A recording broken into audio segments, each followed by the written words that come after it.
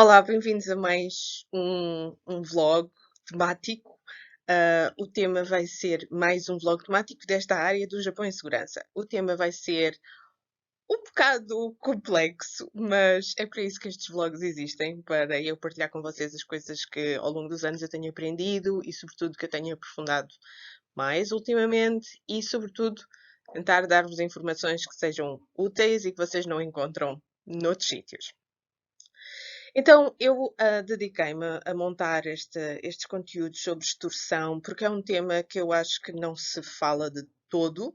É talvez um dos temas mais tabus que existem em relação ao Japão contemporâneo e em relação às relações sociais no Japão contemporâneo, porque também tem uma história, tem uma razão para ser relevante hoje em dia. E há pouca gente com um conhecimento pleno da história contemporânea do Japão. Pouca gente do ponto de vista de ocidentais que se expressam noutras línguas que não japonês, ou que se conseguem expressar noutras línguas que não japonês. Então, vamos começar pela definição propriamente dita. A extorsão é o ato de levar um indivíduo a fazer um pagamento de livre vontade, pelos seus próprios meios.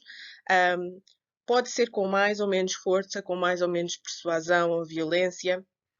Pode ser dizendo que se não fizer esse pagamento ou se não fizer aquele favor, vai manchar a sua reputação, ou vai pôr o seu trabalho em causa, ou vai pôr as suas relações familiares em causa, etc. Há muitas.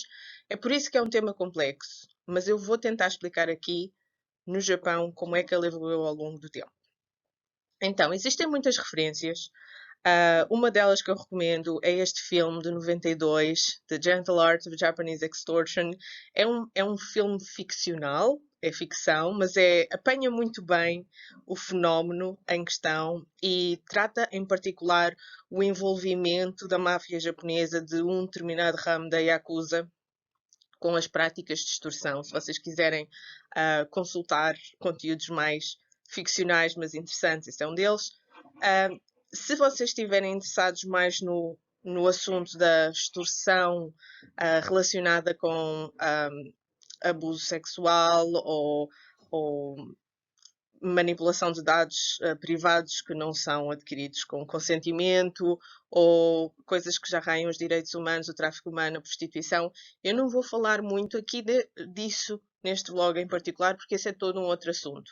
A extorsão relacionada com o tráfico de seres humanos, ou os direitos humanos, ou a entrada das meninas japonesas. Eu vou só neste campo. Eu vou só tocar o assunto mais lá para a frente, mas se vocês quiserem que eu fale disto em mais profundidade, eu posso falar depois. Aqui eu vou tentar falar mais na perspectiva de quem vai ao Japão para viver, estudar, trabalhar ou até fazer viagem de turismo e de que maneira é que este assunto de como é que a extorsão existe no Japão, de que maneira é que este assunto vos pode afetar ou o que é que vocês têm que estar atentos, como é que se podem livrar de esquemas que podem ser perigosos para vocês e como é que a atitude do Japão face aos estrangeiros está relacionada com estas práticas também. Portanto, isto é um problema, se quisermos encará-lo como um problema, não é? Não podemos fazer um juízo de valor de uma coisa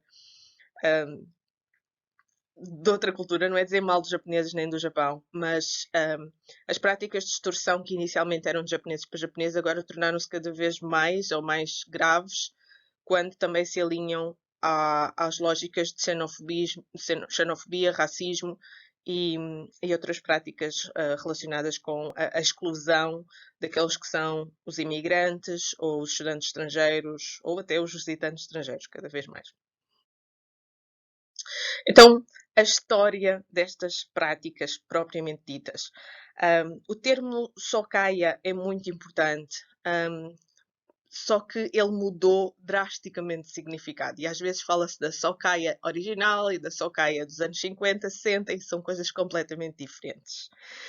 Então, se nós estudarmos a evolução económica e a história do Japão contemporâneo, existe um marco fundamental que é é a era Meiji e, sobretudo, o final da Meiji e o início de Taisho. Estamos a falar da viragem do século XIX para o século XX. A Taisho começou em 1912.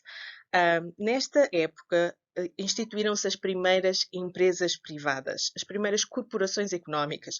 E esse tecido de corporações económicas é o tecido, digamos, o substrato a partir do qual brotou o resto de toda a estrutura económica do Japão contemporâneo, que ainda é largamente baseada na supremacia da empresa privada, acima de qualquer outra instituição, acima do sistema educativo, acima da estrutura familiar, acima dos direitos humanos. A criação desta infraestrutura económica do Japão moderno tinha um pormenor muito importante, que era a maneira como se considerava a responsabilidade dos fundos, a responsabilidade da correspondência direta da liquidez económica da empresa. Ser responsabilidade ilimitada ou responsabilidade limitada faz uma grande diferença em termos de quem está na chefia destas empresas. Nesta fase, o final de mês e o início de Taisho, as empresas privadas eram uma espécie de transporte para o sistema do capitalismo económico contemporâneo da lógica quase de clã que era vigente no período anterior a Meiji. Então, as cabeças destas empresas, a pessoa em particular, ou o clã em particular, tinham uma responsabilidade inicialmente ilimitada em relação aos ativos líquidos da empresa. O que quer dizer que se existisse um problema com a empresa, e sobretudo quando elas foram integradas em bolsas de valores, se existisse uma queda do valor das ações das empresas, era esta pessoa em particular, ou este clã familiar em particular, que era de modo ilimitado responsável pela queda dessa empresa. E, portanto, como as pessoas tinham muito a perder, instituiu-se este corpo de segurança corporativa que era a Sokaya.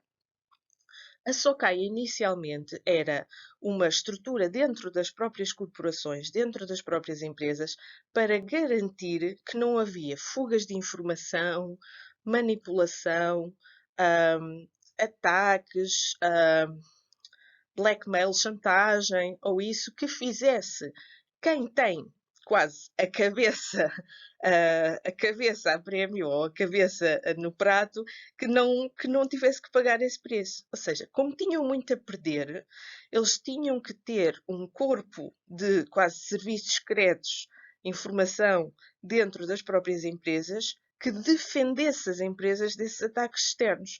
As coisas que acontecem dentro da empresa que não correm bem, que são borderline ilegais, etc., não podiam passar para fora, porque se passassem para fora, isso significava que a pessoa que está à cabeça da empresa estava extremamente vulnerável, porque depois tinha que acartar com todas as consequências.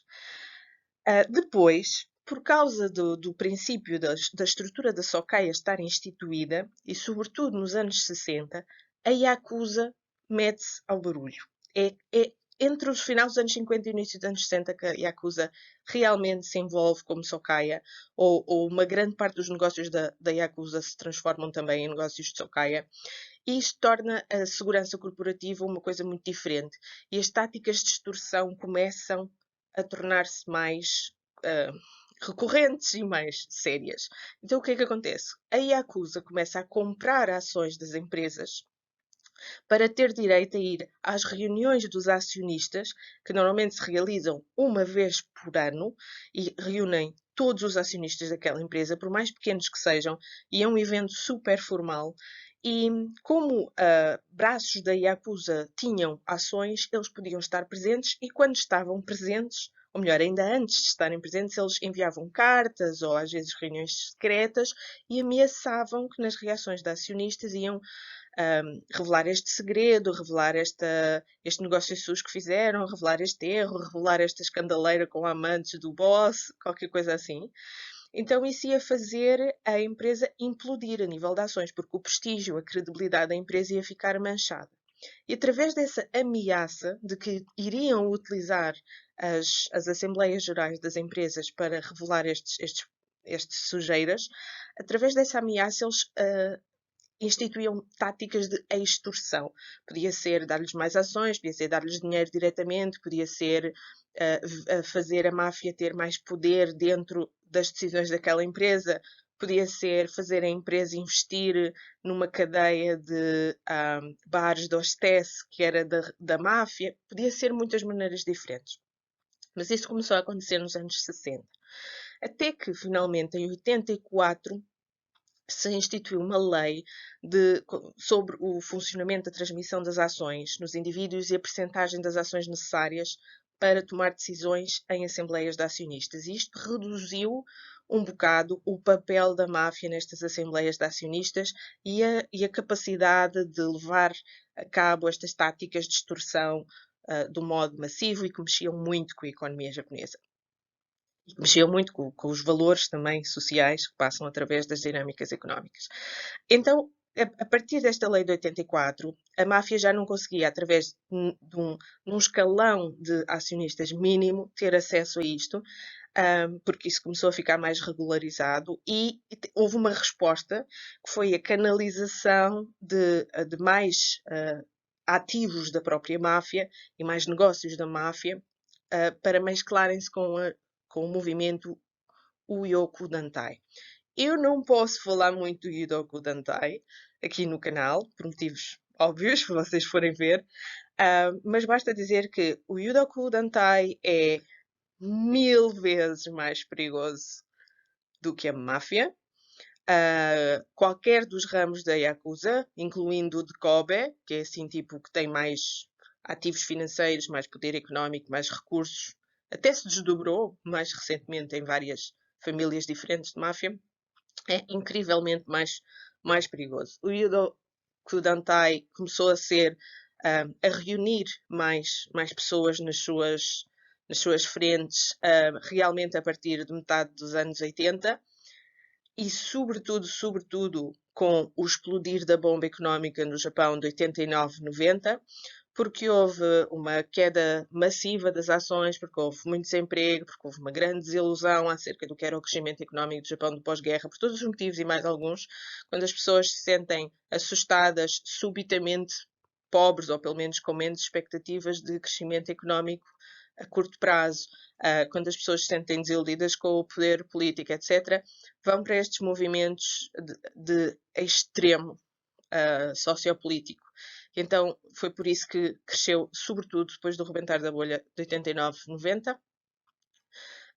E relacionado ainda com a máfia e com os extremismos económicos, em 94 houve outro evento muito importante, foi o assassinato de Juntaro Suzuki, que era o vice-presidente da Fujifilm, que foi assim um assassinato super publicado nos média, houve outros, mas pronto. Mas este foi muito emblemático, porque teve muito a ver com as práticas de extorsão. Portanto, ele recusou-se a ceder às práticas de extorsão e foi assassinado broad daylight durante o dia.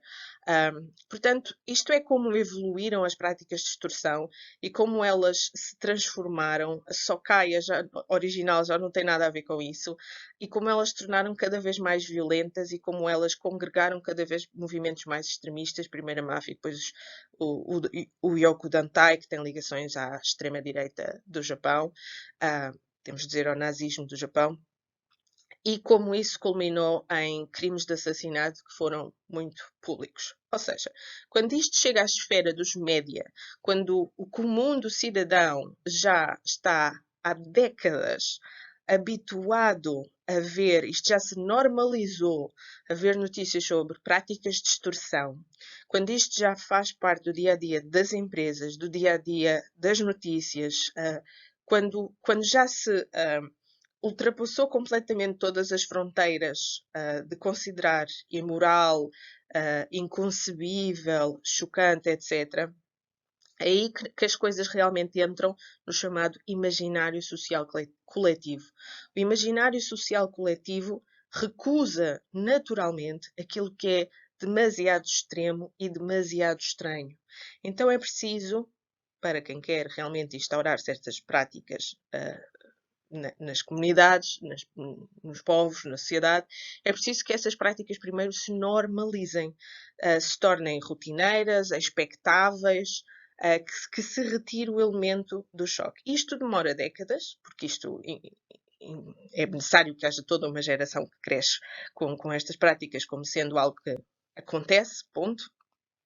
E neste momento em particular, uma vez que nós já temos como população ativa a população que já cresceu depois do rebentar da bolha dos anos 90, isso é cada vez mais considerado matter of fact. Existe, é assim. Se vocês quiserem saber mais sobre a notícia do assassinato de Juntaro Suzuki, podem ver, por exemplo, o artigo do New York Times de 28 de junho de 94, que está disponível na internet. Recomendo que leiam isso com mais atenção se quiserem saber mais detalhes. Estas práticas de extorsão não ficaram limitadas no tempo, na história. Eu comecei pela história, para dar uma noção de evolução das coisas, mas, por exemplo, esta notícia de 2019, temos ainda uma notícia de práticas de extorsão através de cartas com um pó fatal, que é o cianeto, um pó assassino. Um produto químico que mata as pessoas se inalarem diretamente em certas quantidades. Então, deixou de ser aquela prática de só ir às reuniões e fazer as ameaças, ou antes de ir às reuniões até mandar telefonemas ou cartas a dizer que vai fazer ameaças, e passou a ser mandar cartas já com o próprio agente do assassinato na própria carta. E isto é um crescimento de violência, é um crescimento de práticas de extorsão, e que não tem nada a ver, necessariamente, com aquilo que se está a acusar o outro, aquele que se está a extorquir. Ou seja, não é só dizer, vou contar que fez isto e aquilo e outro, não, é inventar, é dizer, vou dizer que fez isto e aquilo e outro, mesmo quando não fez. Então estas acusações falsas são tão perigosas para as empresas, ou para os indivíduos, ou para as famílias, como as acusações verdadeiras, porque a resposta social é igualmente punitória. A resposta social de exclusão ou a resposta social em termos de empresas, de deixar de comprar os produtos daquela empresa ou das ações daquela empresa baixarem de valor, e a empresa eventualmente entrar em falência e ter de despedir empregados e não sei o quê, as ações punitórias, a resposta é igualmente tão grave, quer seja uma acusação verdadeira ou falsa. Então isso passou a ser utilizado também nas práticas de extorsão.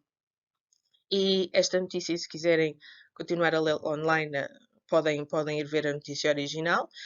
Basicamente foram enviadas cartas para farmacêuticas, aquelas empresas que fazem comidas, que são empresas de catering, que fazem comidas para depois pôr nas escolas e noutros sítios, e foram enviadas cartas em nome de várias entidades diferentes, de uma seita religiosa, de um ramo da máfia, ou seja, nem sequer se consegue ter a certeza se quem enviou as cartas são realmente quem diz que enviou as cartas ou se enviou as cartas em nome de entidades nas quais é aceitável que pratiquem extorsão, porque são seitas religiosas extremistas ou máfia, etc.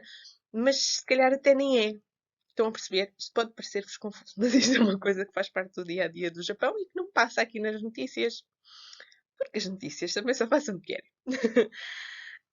Como é que estas coisas se instalam? Eu não quero que este vídeo passe aqui como estar a dizer mal do Japão ou do japonês, ou não sei o quê. Um cientista social analisa dados. E analisa dados porque eles têm uma razão de ser. Não é dizer mal de um povo, não é dizer mal de uma nação, não é estar a criticar por criticar. É analisar, é compreender. Os seres humanos não têm que ser julgados através da análise social. Acho que é isso que às vezes as pessoas não compreendem. Os seres humanos estão a ser estudados, analisados, na antropologia, na sociologia, na história, etc., através de vários enquadramentos teóricos diferentes. E é possível explicar porque que a população em geral, já quem está fora da máfia, fora das seitas, fora dos partidos políticos extremos, etc., é possível explicar como é que um membro da sociedade civil pode entrar nestas práticas de extorsão a uma escala pequena, a uma escala média ou a uma escala grande. E uma das maneiras de explicar isso é através da análise da performance económica da nação como um todo e, sobretudo, do estrato etário, social, em particular, de certas fações da população. Então é importante analisarmos como é que isso mudou, e eu acho que esta é uma das melhores compilações de dados, ainda por cima porque é criada pelo Ministério dos Negócios Internos ou Ministério Interno, qualquer coisa assim, do Japão. Não sei como traduzir diretamente este Ministério. Portanto, o que é que nós vamos ver aqui que é importante? Temos em cima de 1990, se vocês olharem a linha azul em cima de 1990, ela cai a pico. Ela cai a pico porque há o rebentar da bolha económica. E, portanto, quando vocês vão ver 95, em 95 é quando começa a sentir-se a nível do mercado de trabalho que não há saída. Houve uma ligeira subida, uma ligeira descida, uma ligeira subida, uma ligeira descida outra vez, mas basicamente entre 94 e, como vocês podem ver, 2005, reparem, 1994, 2004, 10 anos, é chamada Ice Age, idade do gelo do emprego. Não há emprego. O emprego é muito reduzido, é muito, muito difícil conseguir lugares e, portanto, isso torna o recrutamento, quando se quer encontrar emprego, mais difícil, as práticas de recrutamento mais brutais, os critérios para conseguir sequer chegar-se ao nível de ser recrutado e ir a entrevistas mais difíceis. Portanto, o que é que acontece na chamada idade do gelo do recrutamento laboral? Para os próprios estudantes, sejam do nível de liceu ou da universidade, a perspectiva de entrar no mercado de trabalho e o nível de aceitação de brutalidade para conseguirem um trabalho aumenta drasticamente. E também aumenta drasticamente aquilo que eles estão predispostos a aceitar, que são os extremos do próprio trabalho. Porque o perigo de sair do trabalho, o perigo de ser demitido, o perigo de ser dispensado, o perigo até de não conseguir passar a fase do treinamento daquela empresa e ser efetivamente contratado, o perigo é tão grande, porque vão outra vez ser despejados neste balde de gelo do desemprego, o perigo é tão grande que eles aceitam tudo. E como eles aceitam tudo, nós temos as condições perfeitas para a emergência, quer de empresas que abusam sistematicamente dos trabalhadores, a nível de matá-los de trabalho, já vamos falar disso a seguir, quer ao nível de pessoas que, mesmo tendo trabalho, estão profundamente mentalmente afetadas com as condições que estão a viver, ou então que o trabalho nem sequer lhes dá os rendimentos suficientes para eles viverem e que se sentem canalizados por estes esquemas onde parece que é mais fácil ganhar dinheiro. E é aí que nós temos a relação entre o comportamento económico do Japão contemporâneo e o crescimento das práticas de extorsão na população em geral, na população civil, que já não é só caia, que já não é membros da Yakuza, etc. Então este é o link entre como é que a história da Socaia se tornou práticas de extorsão entre a sociedade civil relacionado com o comportamento económico do Japão nas últimas décadas. Também temos aqui um fator muito importante, para continuar a explicar que há uma razão para isto, que é o facto da população ativa adulta ter expectativas de rendimento extremamente baixas. As pessoas que têm entre 35 e 50 anos atualmente no Japão ganham menos do que as pessoas que tinham entre 35 e 50 anos no Japão há 20 anos atrás. Ganham menos e trabalham mais. Só as pessoas que estão agora a começar realmente a definir-se como um trabalhador no mercado de trabalho, ali na ordem dos 25 anos, é que têm algum tipo de expectativa de uma mínima segurança laboral e uma mínima capacidade de rendimento, mas ainda não de autonomização. É por isso que há muitas pessoas que continuam a viver na casa dos seus familiares, mesmo já tendo um trabalho a tempo inteiro, mesmo já tendo um ordenado dito decente, mas não é o suficiente para serem independentes. As práticas de extorsão, este é mais um exemplo agora tornaram-se, mesmo as do Japão, tornaram-se mais ou menos internacionais. Portanto, tornou-se mais comum, esta é uma notícia de 2017, tornou-se mais comum as pessoas que montam esquemas chamados esquemas pirâmide ou multi-level marketing, mas na sua vertente criminosa, digamos assim, ou extorsionista, que saem do Japão, claro, porque começa a haver uma tentativa de criminalizar certas práticas. E, portanto, estas pessoas fogem do Japão para o Vietnã, para a Tailândia, para outros sítios. Eventualmente, esta senhora que estava a fazer isto acabou por ser apanhada e voltou para o Japão e está a enfrentar julgamento por causa daquilo que fez. Mas isto para vos dizer que não é uma coisa, agora, não é uma coisa limitada a partidos políticos extremos, seitas religiosas ou máfia, é uma coisa que existe na sociedade civil, pode existir dentro de uma instituição, empresa, ou pode existir dentro de um privado, ou pode existir em qualquer tipo de negócio. Então, o que é que eu vos queria sistematizar aqui? Que realmente as práticas de extorsão da máfia, no contexto de ataques direcionados a corporações e ligados às franjas políticas extremas, evoluíram para práticas violentas generalizadas, o que, em conjunto com o empobrecimento da população adulta, as baixas expectativas da população ativa e uma certa percepção de impunidade ao crime da fraude e da extorsão, levou a uma dissolução moral da percepção de extorsão como indevida e à multiplicação das suas práticas.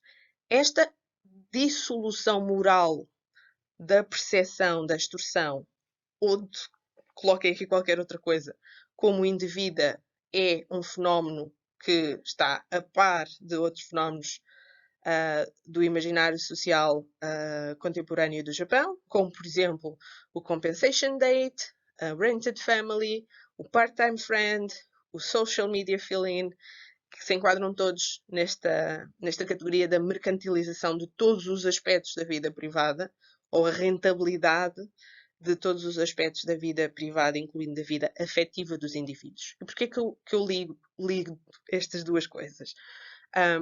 Quando é considerado dentro de uma certa estrutura de valores de um coletivo, que neste caso é a sociedade japonesa em geral. Claro, estamos sempre a falar em análise social, portanto não estamos a dizer que não existem exceções. Claro que devem existir exceções ao nível individual, mas estamos a falar de macro tendências. Quando na macro tendência é aceitável, é mainstream, completamente mainstream, visível, com posters, cartazes, anúncios, referências na cultura pop, etc., que haja trocas económicas, troca de dinheiro, pagamento para passar tempo com uma pessoa, para ser seu amigo, para fazer a performance de ser seu amigo, ou passar tempo com uma pessoa para fazer a performance de ser quase como namorado ou namorada, sair à noite, ir ver um filme, jantar fora, conversar, ou fazer o papel de pai de um jovem ou de uma jovem nas suas reuniões de pais de escola. Tudo isto são casos reais do Japão. Existem empresas que contratam pessoas para fazerem estes papéis. Portanto, existe uma transação económica de um papel que é um papel familiar, um papel social, um papel afetivo, um papel emocional. Ele é um papel porque ele passa a ser uma performance que se paga por ela. Portanto, quando estamos a falar destas realidades, não há uma percepção de que isso é errado. E não tem que haver. Não vamos atirar para aqui julgamentos de valor de natureza ocidental, nem superioridade entre povos e nações, nem nada. Não é disso que nós estamos aqui a falar. Em análise social, isso não existe. O que estamos aqui a dizer é que há uma mercantilização, há uma lógica económica das relações da vida privada. Então, a vida privada não é privada, é económica. E se é económica, é naturalmente coletiva. Porque a economia é coletiva. Não há uma economia privada separada da economia coletiva. Então, e quando eu digo que há uma dissolução moral da percepção de algo disto como indivíduo, é que essa percepção existia no Japão antigo, ok? O Japão pré rebentar da bolha económica 89, 90 e, sobretudo, o Japão pré-era Meiji, estas lógicas de relacionamento social, familiar, afetivo respondiam a outra pirâmide, a outra hierarquia de valores no qual não estava no pico, não estava no ponto mais alto, a mercantilização económica. Portanto, não orientava este tipo de relações a transação comercial. É por isso que eu estou a dizer que há uma dissolução moral. Não comparando com o Ocidente, mas sim comparando com a própria história do Japão. Porque nós não podemos analisar uma cultura com valores da outra. Isso é antropologicamente inconsistente. Outra coisa que existe em paralelo, ao mesmo tempo, e largamente relacionado com a dissolução moral da percepção de extorsão como algo indevido, é a existência, como eu já disse, ou a emergência das black companies, das companhias negras, as companhias que sistematicamente abusam dos seus trabalhadores, ou desgastam-nos, ou não lhes reconhecem os direitos, não lhes pagam as horas extra, etc. Karoshi é morte por trabalho, ou por suicídio por causa de depressão do excesso de trabalho, ou por doenças relacionadas com o excesso de trabalho. O Ronin, que é geralmente o nome dado, é quase o samurai sem casa, mas é o nome dado àquela pessoa que não consegue sistematicamente, não consegue passar nos exames para entrar para a universidade, para depois ter a expectativa, o expectativo crescimento económico a partir daí, mas também dado àquele que não consegue passar a efetivo das empresas, mesmo depois de ter feito o estágio ou o treinamento de certas empresas, e portanto não consegue pertencer a uma casa nesse sentido. Reparem no imaginário social. Reparem, quando vocês são um indivíduo, homem ou mulher, não interessa, e vocês passam pelo recrutamento, pelo estágio, mas depois não são contratados por uma empresa, vocês são considerados sem casa, sem casta, sem família. Vocês são considerados um abandonado da sociedade. A percepção de pertencer ao grupo não é pertencer à família nuclear. Isto é muito importante entender o Japão contemporâneo. É uma sociedade centrada na corporação, na empresa privada. O núcleo social não é a família. O núcleo social não é o grupo de amigos. O núcleo social não é diversificado. Não é heterogéneo. O núcleo social é quase exclusivamente considerado mainstream como sendo a empresa a qual a pessoa pertence como trabalhador, como parafuso na máquina maior, como rodinha na engrenagem maior.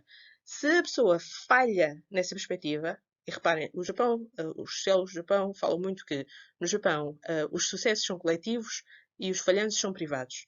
Porque se a empresa tem um sucesso, é o sucesso da empresa. Mas se a pessoa não é contratada para a empresa depois deste estágio, o falhanço é pessoal dela. Portanto, é essa pessoa que fica com a carga de ser Ronin. Não é a estrutura social que é responsável pelos falhanços do indivíduo, é ele. Mas pelos sucessos, é sempre o coletivo.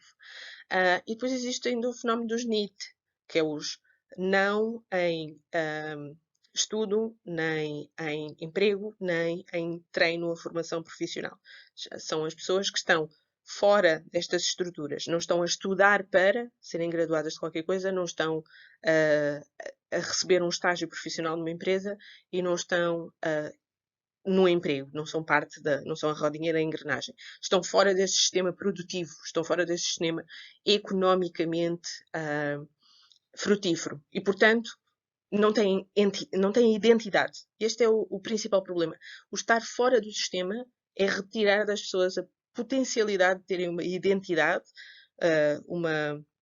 até um amor próprio, uma identidade como ser humano pleno, e é por isso que há tantos hikikomori, que são as pessoas que sentem que se eu não tenho identidade nesta estrutura de produção, então eu prefiro ficar fechado em casa. Eu prefiro retirar-me a mim próprio das lógicas da estrutura de produção e prefiro ser um indivíduo no meu mundo mental à parte do resto da sociedade. Porque não há espaço, porque não há intervalo de negociação entre os termos, não é reconhecido esse intervalo de negociação em que o eu se define como mais qualquer coisa do que aquilo que produz, e não havendo esse intervalo de negociação, só há a possibilidade de se retirar do jogo e de se isolar e de ficar completamente separado da sociedade. O Hikikomori define-se por isso, e às vezes até atinge um certo grau de liberdade mental e de liberdade individual através disso. Então, isto são tudo fenómenos que eu gostava de desenvolver em futuros vídeos. Digam-me se vocês querem saber mais sobre isto.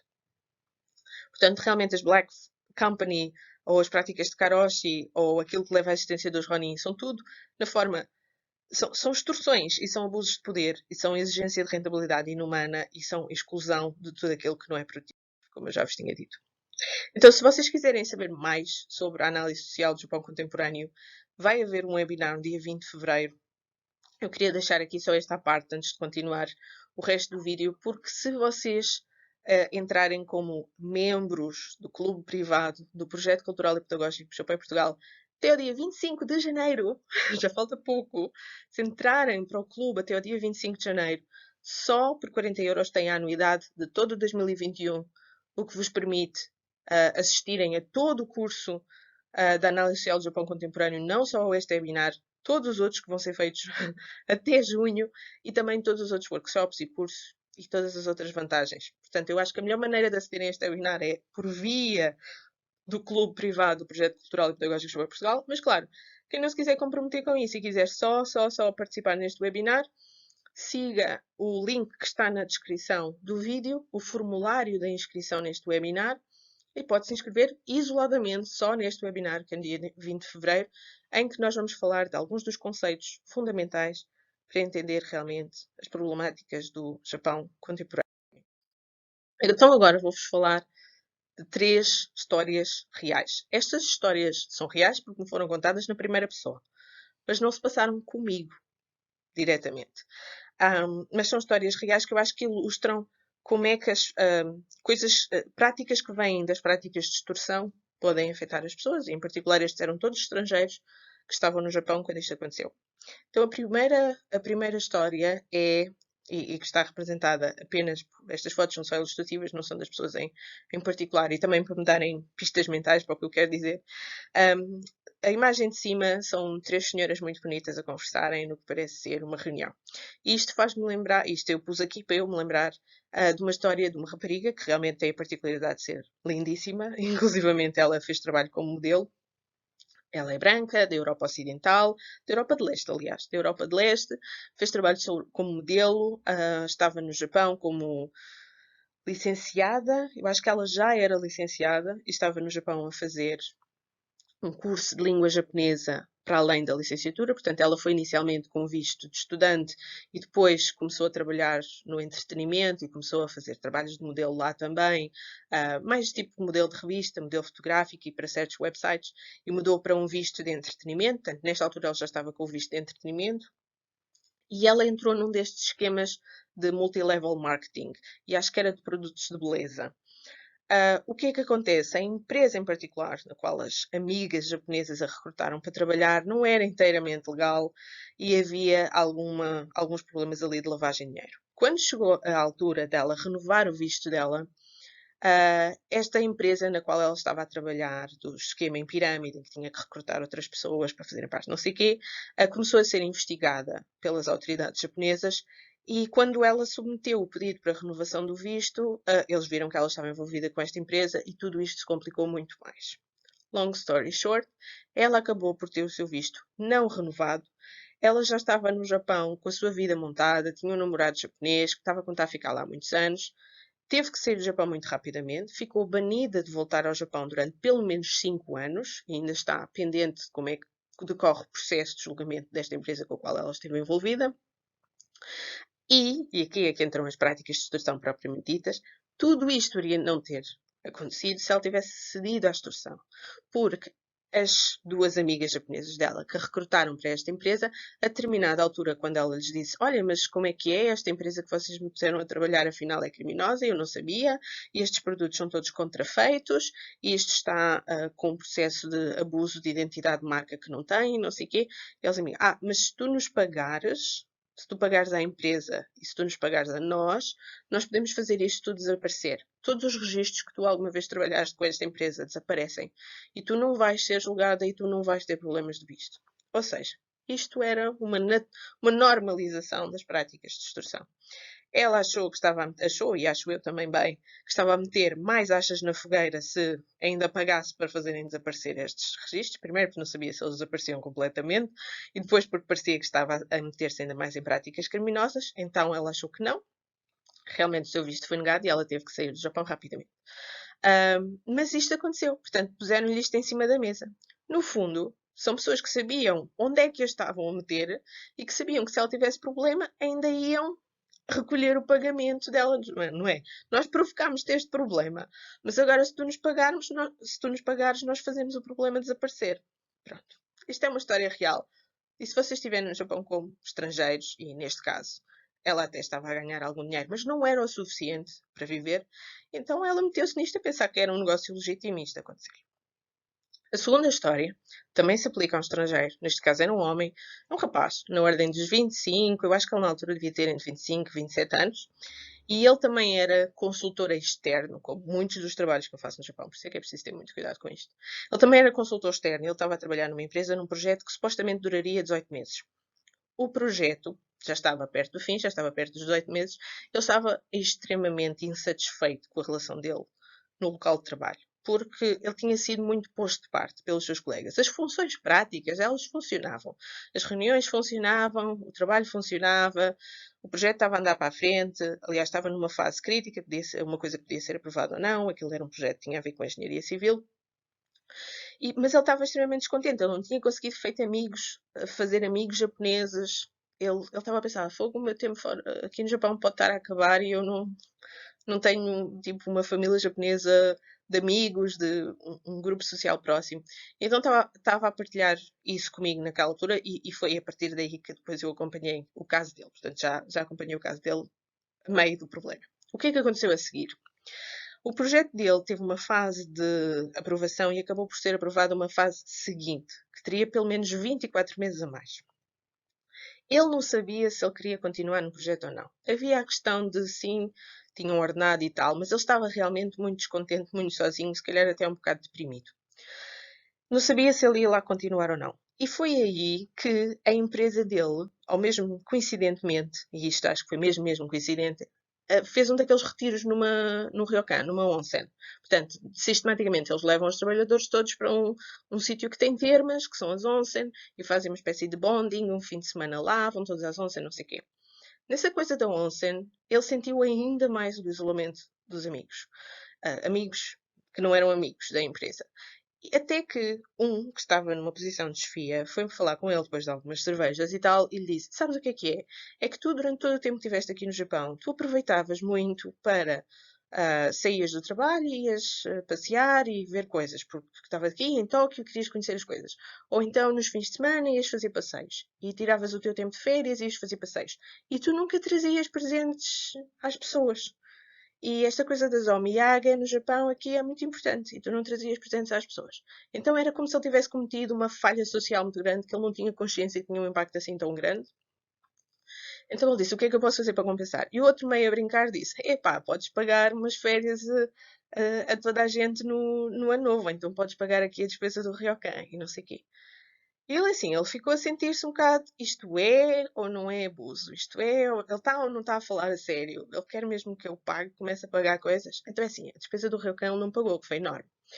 Mas depois, a seguir, ele começou a fazer aquilo que os japoneses normalmente fazem, começou a entrar nessa história que é a seguir ao trabalho ir beber as cervejas com os amigos e ele pagava sempre a conta do bar. Depois, quase sempre, quase todos os dias da semana, iam às cervejas, iam às izakayas, ele pagava as contas. Depois, começava cada vez a pagar mais as contas.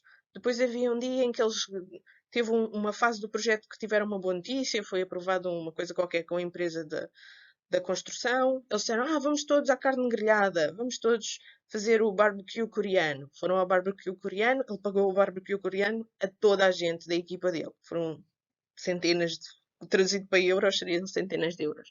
Ele começou a pagar estas coisas. Claro, começou a ter montes de amigos. Os colegas começaram a tratá-lo bem, começaram a convidá-lo para coisas que aconteciam fora do trabalho, começaram a falar com ele acerca da família, começaram a integrá-lo. E isto também nós estávamos, ou ele estava, há poucas semanas, da possibilidade da renovação do visto dele, porque é preciso ter um sponsor, que neste caso era a empresa, para o visto dele ficar renovado os tais 24 meses do próximo projeto. Então ele estava a começar -se a sentir integrado, apesar de na prática estar a gastar um monte de dinheiro, e depois o visto dele, ele entrou com a papelada para a renovação, entrou na renovação, foi-lhe atribuído um papel no projeto, um trabalho no próximo projeto, mas estas coisas continuavam a acontecer. E ele estava a começar a sentir-se abusado, ele estava a começar a sentir-se mal. Eu não vos vou contar o resto todo da história, mas basicamente esta pessoa acabou por ficar o resto do tempo no Japão, os 24 meses, e a relação dele com os colegas, se ele se retirava do papel de ser a carteira aberta para pagar tudo, ostracizavam-no. Se ele, e ele tentou isto em várias fases, em várias ondas. Se ele pagava tudo, as bedeiras, os jantares, tudo, amigos, tinha família, tinha amigos para a vida. Pronto, mas isto foi uma péssima, péssima experiência para ele. Ele acabou por sair do Japão logo assim que o contrato terminou. Aliás, na fase final dele de estar no Japão, arranjou uma namorada chinesa e depois, quando saiu no Japão, já tinha outro trabalho para a China, porque ele queria continuar naquela zona do mundo. Ele gostava daquilo, ele já era fluente em várias línguas diferentes. Não sei se era fluente em mandarim ou o que é que fosse que a namorada falasse, mas acabou por ir para a China, em particular para Hong Kong e depois para outro sítio. Então, este também foi uma situação em que eu estava a assistir a práticas de extorsão, mas como cientista social, a gente tem um bocado que separar as nossas relações profissionais das nossas relações académicas. Então, naquele caso, a única coisa que lhe podia dar eram conselhos pessoais, não propriamente dizer: olha, tu és um case study. É assim que funciona. E não posso dar dados muito privados. Terceira situação, a situação de estudantes. A situação de estudantes tem a ver com um estudante, homem, de um país de expressão portuguesa que não é Portugal, que eu conheci, que estava numa universidade japonesa. Este estudante da universidade estava com visto de estudante e não tinha bolsa. E é muito, muito, muito difícil no Japão viver a pagar. Ele tinha as propinas pagas, mas a pagar todas as outras despesas da sua vida. Então ele aceitou um trabalho, inicialmente numa loja de conveniência. E aí tudo bem, podem trabalhar mesmo com visto de estudante até acho que é 28 horas por semana e tal. Tudo bem. Mas depois ele começou a aceitar outros trabalhos e outros trabalhos. Os trabalhos que pagavam mais, os trabalhos que lhe permitiam viver normalmente e comprar os livros, e sair com os amigos e tudo mais, não eram os trabalhos que o visto dele permitia fazer. Então ele começou a trabalhar em bares e não se pode trabalhar em estabelecimentos de entretenimento noturno quando se tem um visto de estudante. E ele começou a trabalhar em bares, não era nada de mal, era servir no balcão, mas não podia. E começou a trabalhar em outros negócios que também não podia trabalhar, não vou entrar aqui em detalhes, não era nada criminoso, mas era simplesmente o visto dele não lhe permitia trabalhar naquilo. E os colegas de trabalho, os colegas da escola dele, começaram a perceber onde é que ele trabalhava e começaram realmente a fazer também estas práticas de extorsão com ele. Olha que tu és estudante, olha que tu não podes fazer isso, eu vou contar aos professores e os professores não vão deixar que tu trabalhes porque a universidade vai ficar mal vista e há muita pressão da instituição ficar mal vista, da instituição ter o seu nome manchado. Então, ele, neste caso, não aceitou, não aceitou pagar para calar os colegas, ele foi diretamente falar com os professores, ele foi diretamente falar com os serviços académicos e disse: não, olha, os trabalhos que eu estava a conseguir não me estavam a pagar o suficiente para viver. E esta história até acabou bem, porque depois eles ajudaram-no a arranjar mais trabalhos, mais horas de trabalho, mas ele não se importava de trabalhar mais horas de trabalho para conseguir ganhar o suficiente e não ter que fazer aqueles que punham em risco a sua potencial renovação do visto de estudante, mas que, sobretudo, punham em risco a sua permanência na instituição. Imaginem o que é vocês conseguirem lugar numa universidade e poderem ser expulsos dali porque estão a fazer uma coisa que a universidade considera que mancha a sua imagem. E podia expulsá-lo, efetivamente. Então, mas ele sentiu muita pressão dos colegas, neste caso também estudantes, que disseram: olha, mas como é que é? Não, o que tu estás a fazer não está certo. Mas em vez de lhe dizerem, existe uma maneira de tu ires aos serviços académicos e pedires ajuda para te ajudarem a encontrar mais part-times, ou part-times que trabalhem melhor, ou pedirem o favor ao professor B ou C de fazer um pescado lá em casa e também te paga, em vez de lhe dizerem essa ideia, não. Lembraram-se logo da extorsão. Porquê? Porque é uma prática tão naturalizada. E, portanto, isto pode-vos acontecer, estejam atentos, escapem deste buraco. Disse três histórias de outras pessoas. Vou dizer uma história que é de experiência própria. E esta aconteceu, lá está, comigo. Então, contexto. O Japão, as casas tradicionais do Japão e, em particular, os ryokans, os alojamentos tradicionais do Japão, têm muitas vezes chão de tatami, chão de palhinha. E dentro das próprias casas, quer elas sejam mais modernas ou quer elas sejam de chão de tatami, tira-se sempre os sapatos. Esta fotografia que está aqui embaixo é, como devem reparar, vocês têm, logo a seguir à entrada da casa, tem um chão que pode ser de tijoleira, de azulejo, de pedra, etc., que é onde deixam os sapatos. Tem um armário ao lado, também podem colocar os sapatos no armário. E depois vocês mudam para os chinelos quando sobem um degrauzinho. E normalmente há sempre uma diferença de degrau, uma diferença de altura. E acima desse degrau só andam de chinelos. E depois, se a casa for toda de chão de madeira, parquet, qualquer coisa assim, andam de chinelos na casa toda. Se a casa tiver uma parte da habitação que é de chão de tatami, desta esteira de palhinha, aí não podem andar de chinelos. Aí têm que tirar os chinelos e andar de meias ou descalços. Ou seja, há 2 vezes que têm que trocar os sapatos nas casas japonesas. Ora bem, os ocidentais normalmente não sabem disto. E eu coloquei aqui esta fotografia porque esta fotografia foi muito polémica no Japão. Porque foi assim, em 2018, acho que foi 2018, aconteceu o Campeonato Mundial de Rugby. E o Campeonato Mundial de Rugby aconteceu no Japão. E em particular, em várias partes do Japão diferentes. Mas eu estava em Oita quando aconteceram os jogos em Oita. Também estava em Kyoto quando aconteceram os jogos em Kyoto.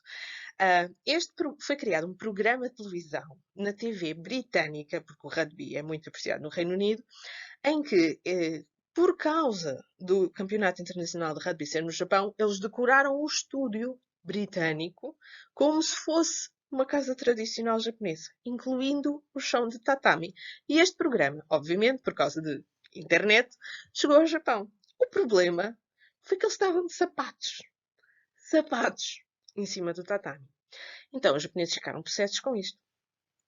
E isto é um bocado para ilustrar aquela ideia de que o gajinho é idiota, é baca, é completamente estúpido, porque sim, porque eles deram-se ao trabalho, montaram um estúdio que parecia uma casa japonesa para fazerem os comentários aos jogos e não sei o quê, mas depois estavam de sapatos em cima do tatami.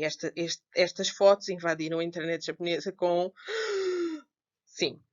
Então, a história que aconteceu comigo foi a seguinte: eu estava ainda a fazer um serviço para uma agência de viagens. Não, já não faço.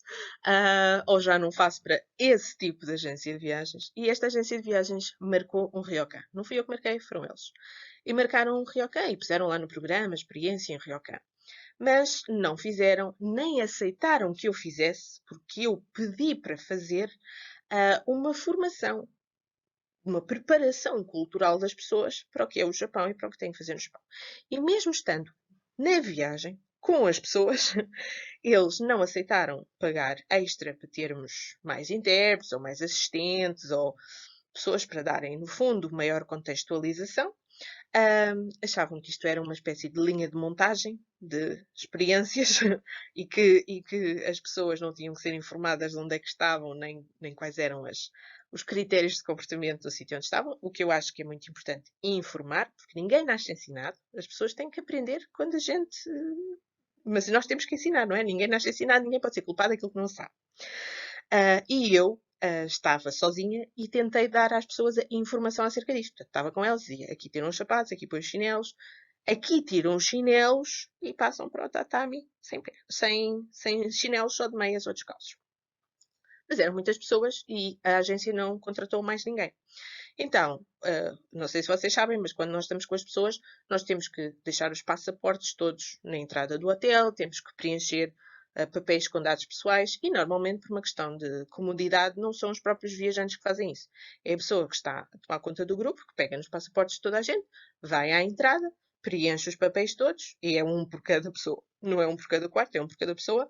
Atribui os quartos às pessoas, fica com as chaves todas. Eles fotografam ou fazem scan dos passaportes lá no hotel, nós ficamos outra vez com os originais e depois vamos outra vez ao quarto, onde as pessoas, entretanto, já foram entrando, porque a primeira coisa que a gente tenta fazer é ter as chaves e dar as chaves às pessoas, porque a gente sabe que as pessoas querem mudar de roupa, querem ir à casa de banho, etc.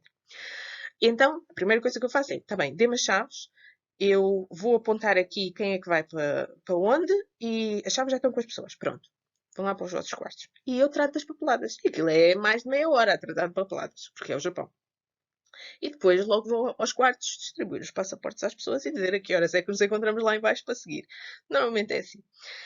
Então o que acontece? Eu disse às pessoas: tenham cuidado das vossas malas, não as rojem no chão, mudem os sapatos aqui, metem os chinelos aqui e nunca, nunca pisem o chão de tatami de palhinha com os vossos chinelos. O que é que acontece? Como eram mais do que 15 pessoas, E algumas delas estavam extremamente resistentes, porque esta não foi a única circunstância em que estas pessoas criaram estes problemas. Estavam extremamente resistentes a adaptações culturais ao Japão. Não só não tiraram os sapatos à entrada, mudar de sapatos para chinelos, não fizeram isso, e ainda por cima foram com os sapatos da rua para cima do tatami. Ora, o que é que acontece? Isto foi uma confluência de infelicidades. No Ryokan, naquela altura, porque nós chegámos bastante cedo, só estava também uma pessoa na recepção. E essa pessoa da recepção ficou precisamente a tratar da papelada comigo. E também eu estava a ver. Apesar de haver sinais em todo o lado deste género, em inglês, em japonês, com os bonequinhos, este não é o cartaz em particular, porque eu estava. Vocês já vão ver, não tive oportunidade de fotografar o próprio cartaz. Mas havia cartazes deste género, porque há sempre nos estabelecimentos. Portanto, esta coisa de que vocês têm que tirar os sapatos, não é só o vosso guia ou o intérprete, ou não sei o que vos diz. Há pósteres à vossa volta a dizer em múltiplas línguas, há sinais, há um sapato com um sinal de proibido por cima, e está tudo muito bem marcado. E eu estava à espera, quando chegasse ao quarto, para entregar os passaportes outra vez às pessoas, porque aquilo era um ryokan, portanto ficou um quarto para as senhoras e um quarto para os senhores.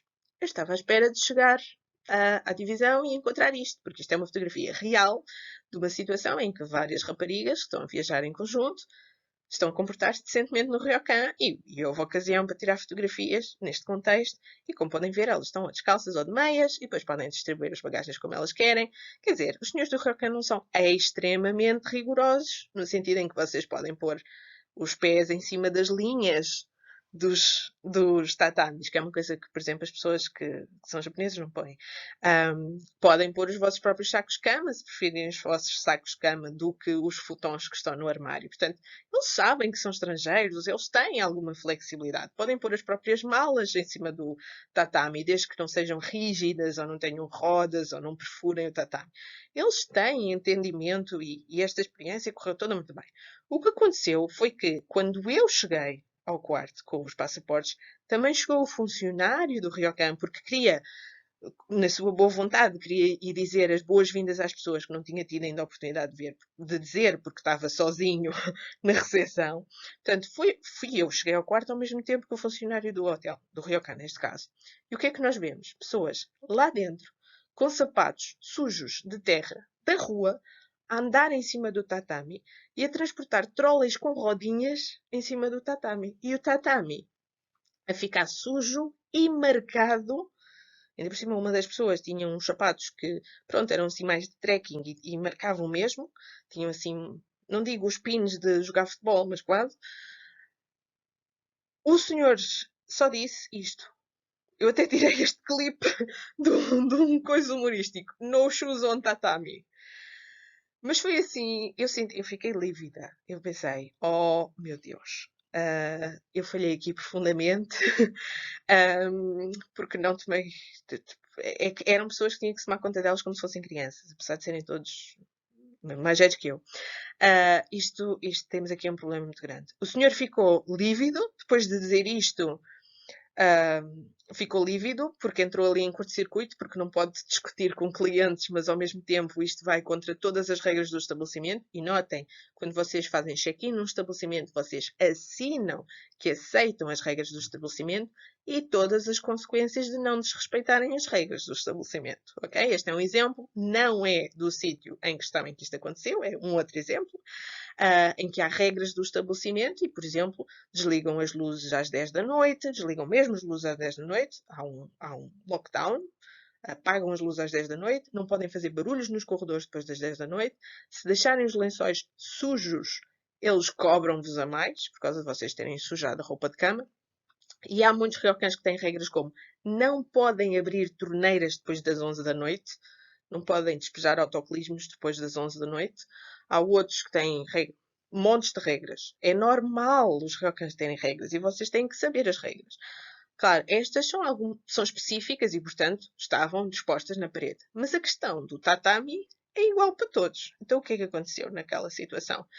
O senhor ficou lívido, eu tentei evitar uma discussão, eu transmiti claramente e de uma maneira até bastante chateada às pessoas do quarto que tinham imediatamente que ir à entrada deixar os seus sapatos e que ali só poderiam estar de meias ou descalças. Não lhes disse para limparem o que sujaram, mas devia ter dito.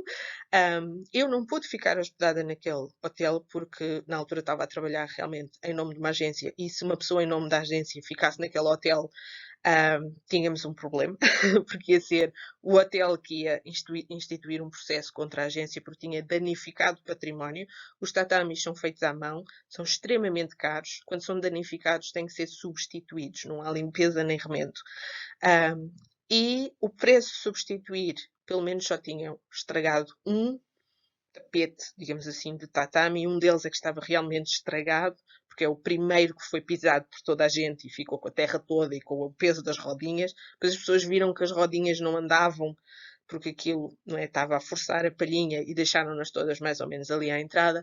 Então havia um que estava completamente danificado e não tinha solução e custava, como eu pus aqui, o valor mais ou menos 300 euros para reparar. E eu ia ter que pagar isso do meu próprio bolso. Eu que estava a trabalhar para aquelas pessoas mal criadas. Mas enfim, e que não estava a receber grande coisa por isso, porque o que nós recebemos não é o que as pessoas pagam às agências. Então, eu estava a ver a minha vida andar para trás. O problema era que se houvesse alguma coisa que envolvesse ter que chamar as autoridades, estávamos todos com problemas de ficar com um cadastro no Japão. Então, o que é que eu fiz? Eu aceitei a proposta da pessoa do hotel, que na altura era a única pessoa que estava lá e, portanto, a única pessoa que tinha visto, de dar 10.000 ienes, que era o preço, mais ou menos 10.000 ienes, que era o preço daquele quarto durante uma noite extra, porque o que essa pessoa disse é, olha, o Ryokan está cheio. O que eu posso fazer é, depois da data que vocês vão sair daqui, agora pronto, está feito, está feito. Ninguém mais vai estar naquele quarto do que elas. Depois do Ryokan estar feito, fica uma noite a mais paga, e nessa noite que está a mais paga, o que nós vamos fazer é, vamos virar o tatami ao contrário. Aquele tatami em particular, vamos levantá-lo e vamos virá-lo ao contrário, o lado danificado fica para baixo e mais ou menos 12 horas, que é o tempo do lado que estava por baixo, voltar a ter um cheiro normal, portanto vamos aspirá-lo, vamos arejá-lo, o lado que estava por baixo ficar para cima não tem um cheiro e uma consistência exatamente igual aos outros, portanto precisa de ficar ali entre 12 a 24 horas, portanto ninguém pode ficar naquele quarto durante aquele período, vai ficar reservado em vosso nome. Como aqueles tatamis nunca foram virados, porque os tatamis, uma maneira de fazer a renovação do espaço interior dos quartos é, passado alguns anos, virá-los e usar os dois lados do tatami.